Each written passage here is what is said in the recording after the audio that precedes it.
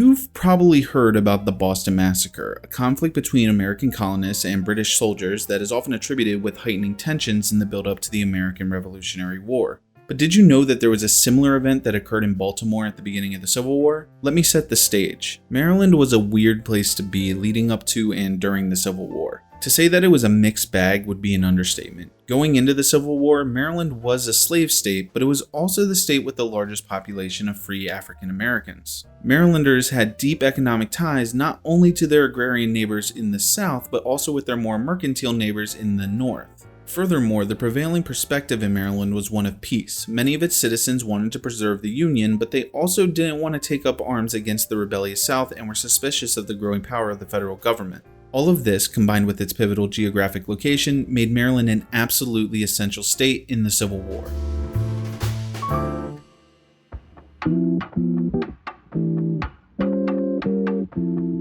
After Abraham Lincoln won the presidential election largely on a platform against the expansion of slavery, 6 states declared themselves a separate nation before he was even inaugurated. In the time immediately after his inauguration, a federally controlled fort in South Carolina was bombarded by and surrendered to the rebels. In response, Lincoln decided to order all states to send militia forces south to retake forts and defend the capital. This essentially forced each state, including those who had been on the fence thus far in the conflict, to choose a side, either by complying with the order and sending soldiers south or by refusing to comply. While this went over well north of the Mason-Dixon line, south of the line didn't seem so hopeful. A few of them were very likely going to secede, and one of them, Maryland, was of particular concern. Lincoln was not a popular candidate in Maryland and won only 2.5% of the vote, and though the state was very much divided on its support, there were significant indicators of Confederate sympathies. The secession of Maryland would be disastrous for the Union, as it would make the capital of the country, Washington, D.C., an enclave in the middle of Confederate territory.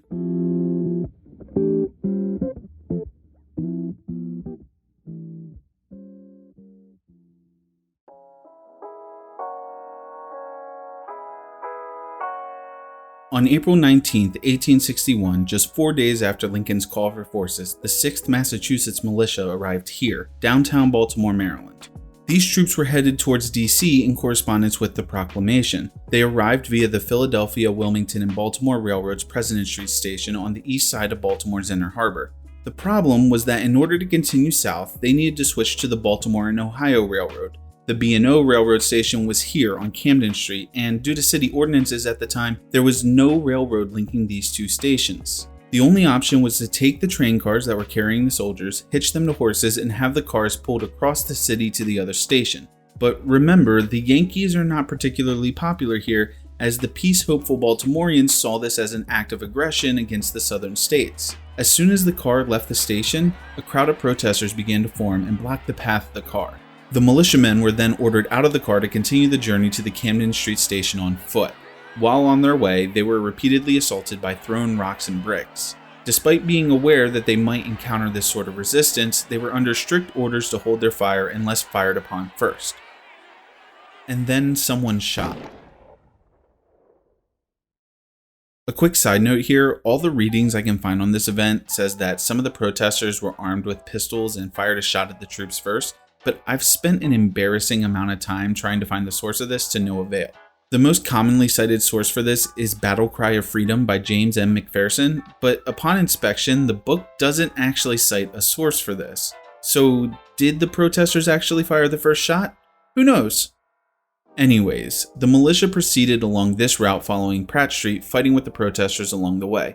When they finally left from the Camden Street station, 4 soldiers and 12 civilians lay dead in the streets of Baltimore. This event would be the first bloodshed seen in the Civil War and would come to be known as the Pratt Street Riots or the Pratt Street Massacre, depending on which side of the conflict you viewed more favorably. The aftermath of this event would have huge consequences for the whole nation, as this is often cited as the event that pushed the two sides of the conflict firmly into war. Maryland itself immediately began to feel the weight of this event. Marylanders called for a vote to secede from the Union, and while it didn't pass, the state legislature did vote to keep closed some railroad links that were intentionally disabled by the state's militia a few weeks prior.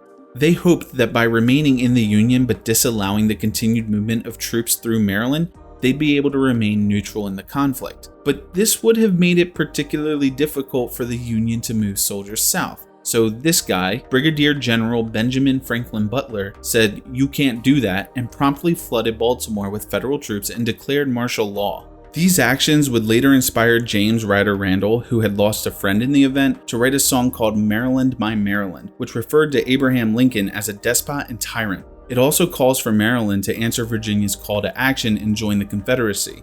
The song would be adopted as Maryland's state song in 1939 before being removed in 2021. The federal government under the leadership of Abraham Lincoln would continue to take some constitutionally questionable actions against Maryland and her citizens throughout the early parts of the war, despite the fact that Maryland never actually seceded from the Union. Baltimore's mayor, police chief, entire board of police, city council, a U.S. congressman from Baltimore, and 1/3 of Maryland's state legislature would all be imprisoned without charges at some point for various amounts of time over the next few years. Lincoln famously chose to ignore the Chief Justice of the United States, Roger B. Taney, when he ruled that Lincoln's suspension of the right of habeas corpus was unconstitutional. A newspaper editor for the Daily Exchange in Baltimore named Frank Key Howard was outraged that Lincoln chose to ignore the ruling and criticized him publicly in an editorial. He was subsequently imprisoned without charges in Fort McHenry. The irony, of course, is that the fort that Howard was imprisoned in was the exact same one where his grandfather, Francis Scott Key, had been inspired by a flag waving "O'er the Land of the Free" to write a poem. That poem was called The Defense of Fort McHenry, or as we usually call it, the Star-Spangled Banner.